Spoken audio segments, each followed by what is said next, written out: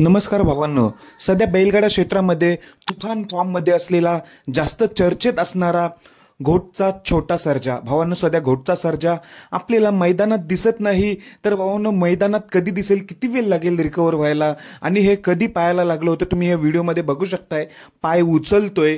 तर भावांनो, आपल्याला बरेच दिवस मैदानात दिसत नाही घोटचा सर्जा. बरेच चर्चा करत आहेत की जे बकासूर प्रेमी, कारण की बकासूर आणि घोटचा सर्जा म्हटल्यावर या जोडीला तुफान वेग असतो. खूप दिवसापासून चर्चा करत आहेत की घोटचा सर्जा कधी दिसेल. तर भावांनो, घोटच्या सर्जाच्या पायाला कधी लागलं होतं?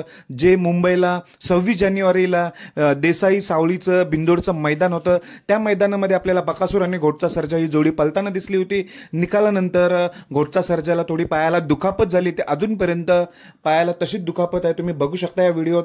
पाय थोडं उचलतोय. तर मला मिळालेल्या माहितीनुसार अंदाजित 15 ते 20 दिवस अजून रिकवर व्हायला वेळ लागेल. तर आपण प्रार्थना करूया घोटचा सर्जा लवकरात लवकर चांगला व्हावा, रिकवर व्हावा आणि आपल्याला बकासूर सोबत पळताना दिसावा. कारण की घोट सर्जा म्हटल्यावर पूर्ण महाराष्ट्रामध्ये चर्चेतला हा नंदी, टॉपचा नंदी घोटचा सर्जा, सगळ्यांच्या आवडीचा हा नंदी आहे. बकासूर नंतर 15 ते 20 दिवस लागतील असं सांगितलंय रिकवर व्हायला. पण आपण प्रार्थना करूया की लवकरात लवकर आपला घोटचा सर्जा रिकवर हो आणि आपल्याला मैदानात दिसो बकासूर संघ. धन्यवाद.